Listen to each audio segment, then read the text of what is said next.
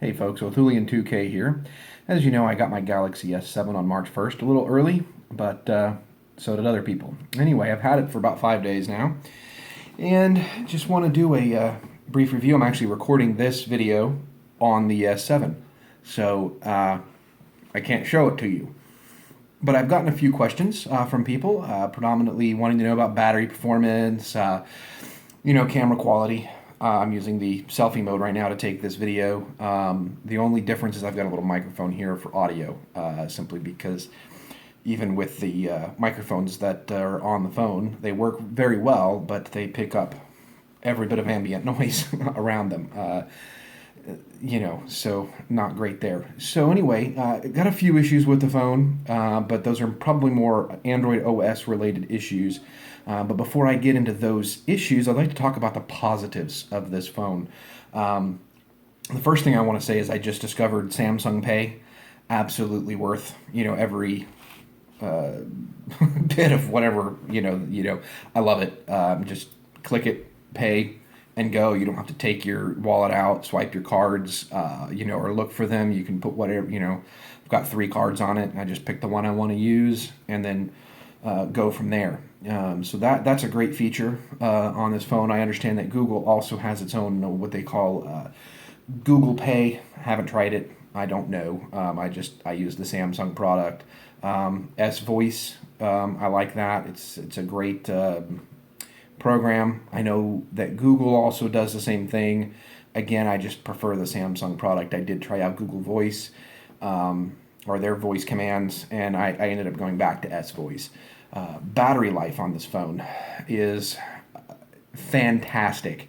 Coming from the iPhone 6 to the Samsung Galaxy S7. I did not get the Edge, which comes with a slightly bigger battery, but a bigger screen, and I didn't want this, big size.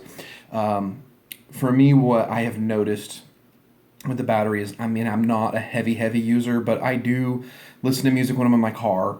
I'd use the navigation, and normally I'll have a charger with me, but for the past 4 days since getting the phone, I've been trying to see how long the battery goes without having to charge it until the end of the day. Yesterday I used the navigation quite a bit, probably a good, let's see, I was in 2.5 hours worth of navigation. Using Waze. If you're not familiar with that program, it's excellent. But I was using Waze.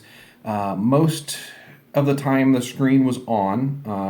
Excuse me, not most. I'd say about an hour of the time that the screen was on.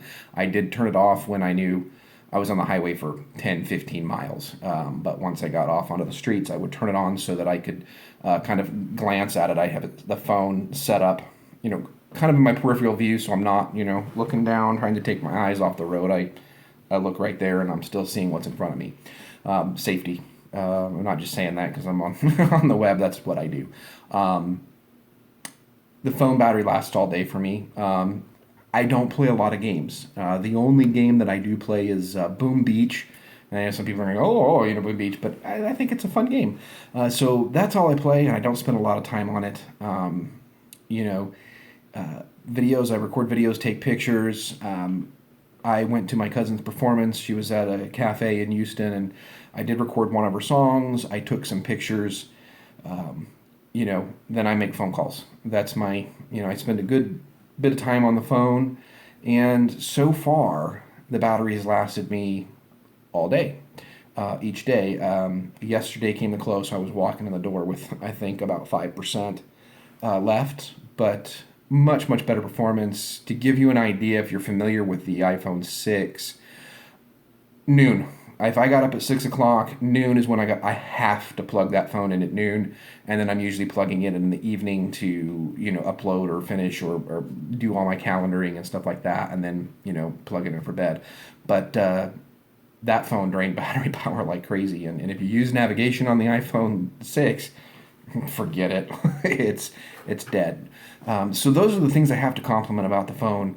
It's fast as well. Obviously it's the newest, latest thing, so it does load quickly, and the searches, 4G speeds and all that jazz. But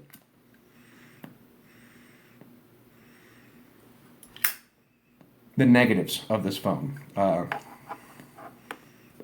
I don't necessarily say that these are the phone itself. I probably relate this more to Android and their programming. The OS, it's not that stable.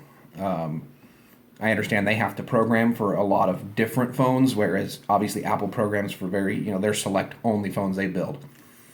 However,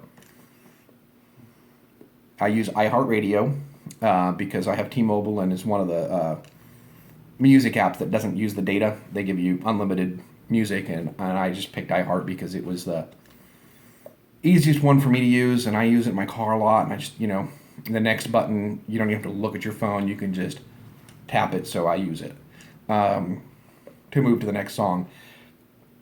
However, on my iPhone, never crashed. That app never crashed.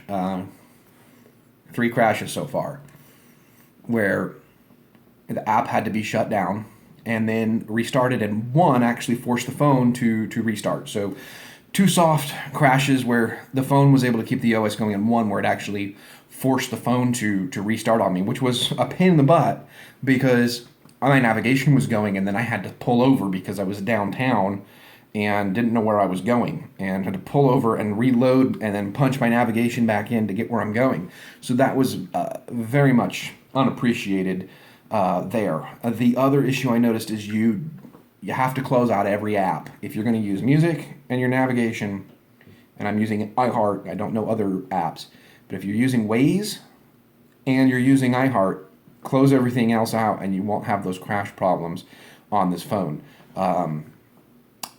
That was my biggest problem with it, the negatives wise. The other issue, the phone, it says a positive and a negative.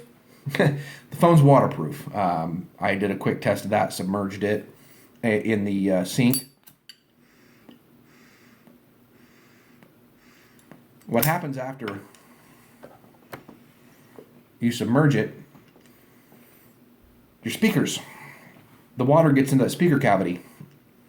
And if you're trying to listen to music, or my pipe's not staying lit, or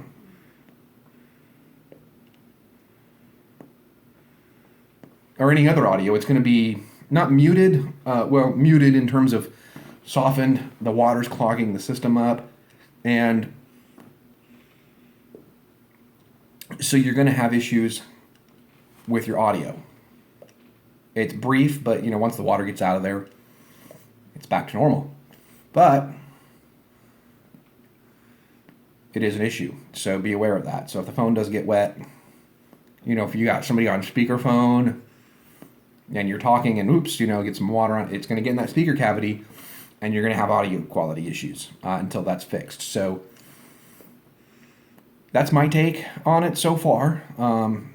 I hope you enjoyed this. This is almost a 9-minute video. So if you're still listening, thumbs up if you liked it, thumbs down if you didn't. But either way, thank you for watching. Appreciate it. And if you have any questions, please feel free to ask me. I'll do my best to answer them. I'm not a tech guy, so I'll either try it out on the phone, see if it works, or any of those kind of things. Just let me know. All right.